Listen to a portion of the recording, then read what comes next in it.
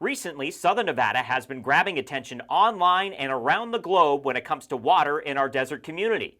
A federally declared water shortage is coming as Lake Mead levels continue to decline after more than 20 years of drought along the Colorado River. To help ensure a sustainable water future, Las Vegas has become the first community in the nation to not encourage, but require non-functional grass be replaced by the year 2027.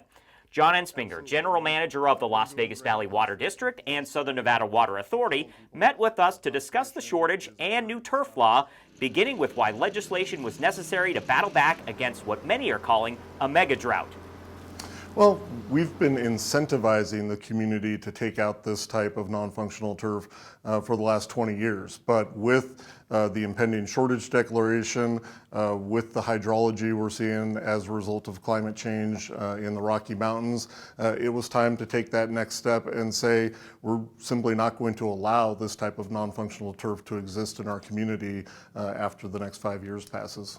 To be clear, the new law doesn't apply to homeowners. Yeah, single-family homes will still be eligible for our Water Smart Landscape rebate program, but we're really looking at multifamily homes, commercial developments, traffic circles, medians, the type of grass that simply doesn't get utilized, the type of grass that only gets walked on when someone is mowing it.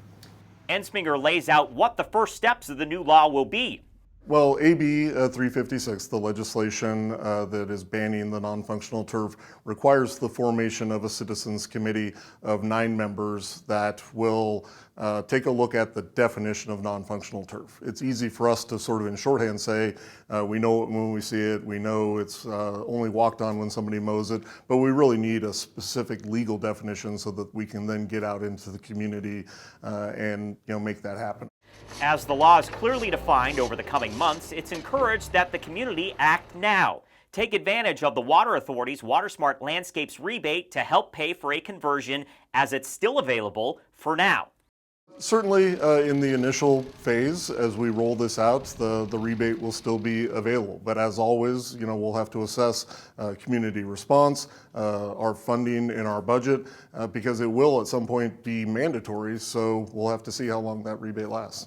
Now, the federal water shortage and why it's coming, cutting Southern Nevada's share of water by 7 billion gallons beginning in 2022.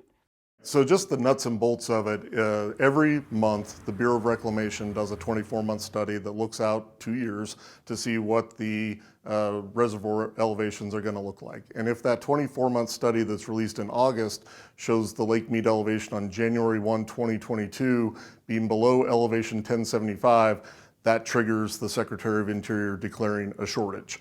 Well, as we film this today, the lake's elevation is at 1068, so the odds are nearly 100% that that August 24-month study will trigger that first ever declared shortage condition. Naturally, our community could get anxious hearing the words water shortage, but Entsminger says this is a situation the organization has been preparing to face for years through new infrastructure and continued conservation efforts. Well, I think at least for the people of Southern Nevada, they should be reassured because this isn't sneaking up on us. We've been getting ready for this for the last 20 years, and when you hear shortage, that can be concerning, but that's a legal term that really means we have a legal right to divert less than our full legal entitlement from the lake. However, because of our past conservation efforts, we're actually using substantially less than our legal entitlement. So at least for Nevada, maybe not for all of the other basin states, but for Nevada, a shortage basically means for the next few years, we have less extra water. To date, conservation programs have saved Southern Nevada a combined 175 billion gallons of water, but Entsminger tells us the organization will continue the message of asking everyone to be water smart to secure our water future. Yeah, absolutely. And we've been doing great on conservation for the last 20 years. But as we keep telling people, conservation is a journey. It's not a destination. So we're going to keep on that journey for the next several years and see where the community gets to.